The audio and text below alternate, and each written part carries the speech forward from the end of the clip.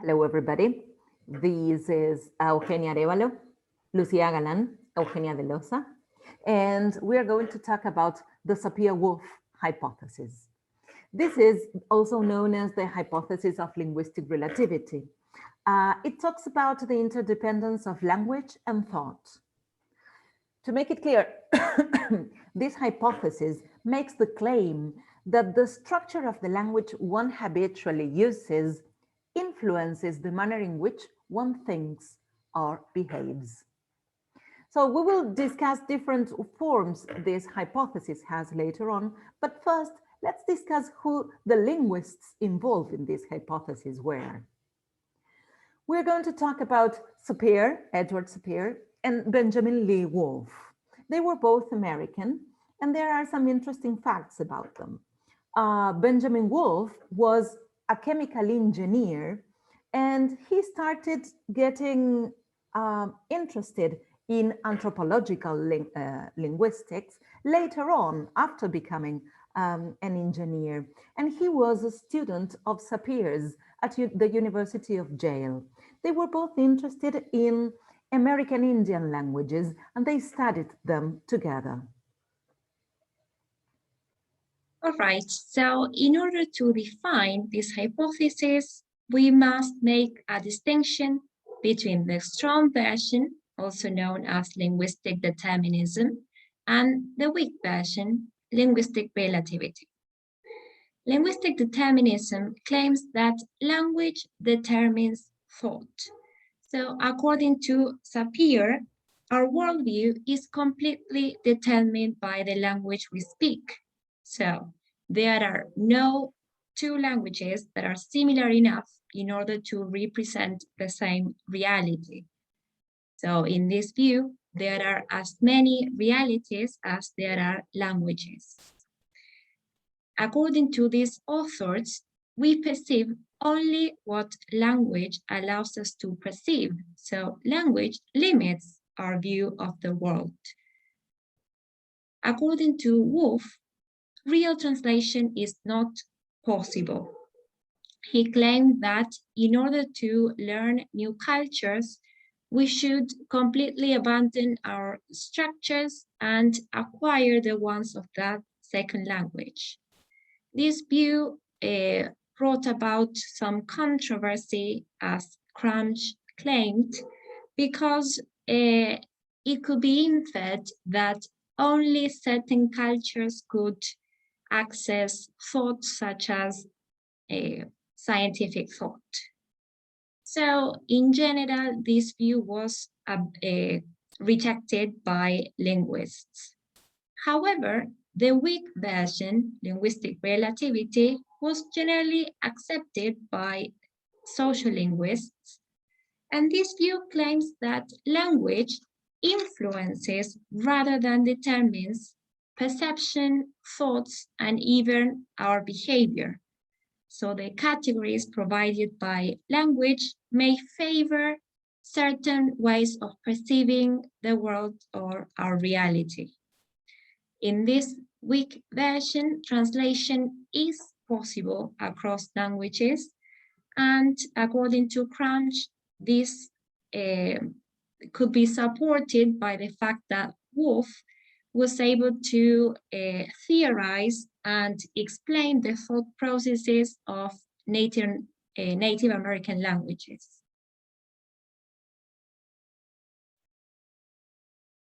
Well, so in order to test this hypothesis, different studies and experiments were carried out. One of the experiments involved Navajo-speaking children and English-speaking children. In Navajo language, there are specific verbs to express the action of picking up a round ball or a round object, and other verbs to express the action of picking up a thin, flexible object, like a rope. In the experiment, the children were presented with different objects, and they were asked to group the objects. The Navajo-speaking children tended to group the objects according to their physical form. The English-speaking children tended to group the objects on the basis of their color.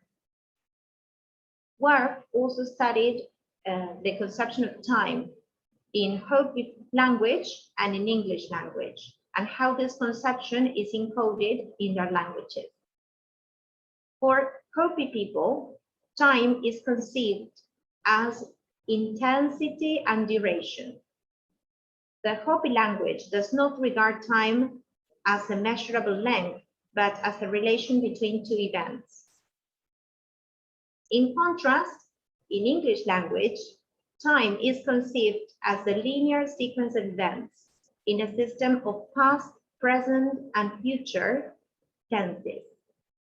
So, if we consider all this in conclusion, we observe that these experiments support the weak version of the hypothesis that language speakers tend to sort out or distinguish experiences differently according to the semantic categories provided by their languages.